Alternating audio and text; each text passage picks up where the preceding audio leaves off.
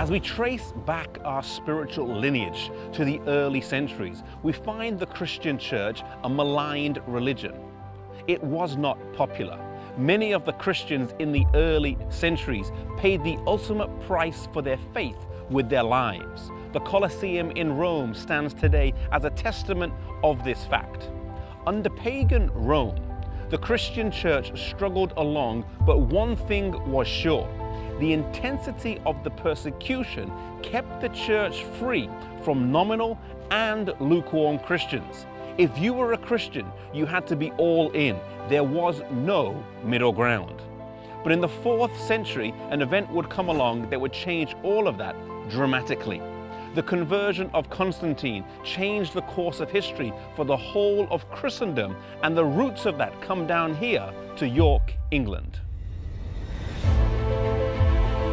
In 306 AD, Constantine was declared emperor here. His father, Constantinus, was in Britain from 305 to 306 AD, and Constantine was with him until his death. He was then declared emperor, but it was not to be a smooth sailing.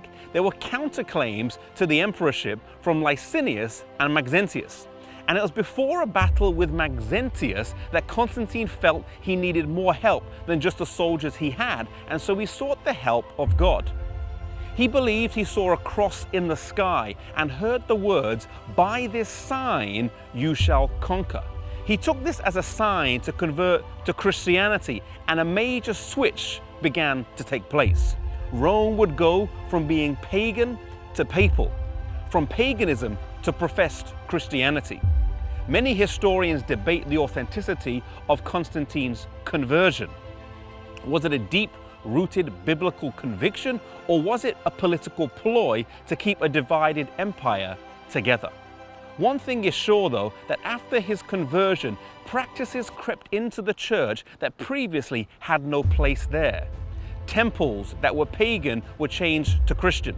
The Pantheon in Rome was changed into a Christian church, and the names of gods were changed to Christian saints. For example, Jupiter became Saint Peter, and the list goes on.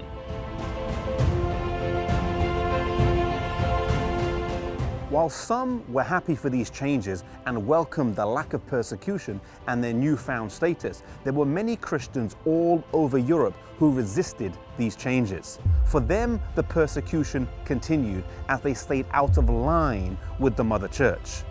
These were Christians who were maintaining the pure apostolic faith that was handed down to them over the years. There were scattered groups of people all over Europe, in northern Italy, in southern France, the Celtic Church here in Britain, and in various other places. The Bible refers to them as the church in the wilderness in Revelation chapter 12, verses 6 and 14.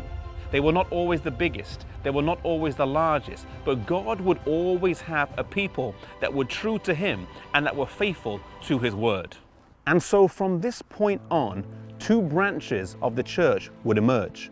The recognized, the mainstream, but the compromised church, and then the persecuted, often the smaller, but the pure church. The question for us today is, which one of these 2 are we a part of? May we never compromise truth for popularity. May we be faithful to God and to His word, no matter what the situation is.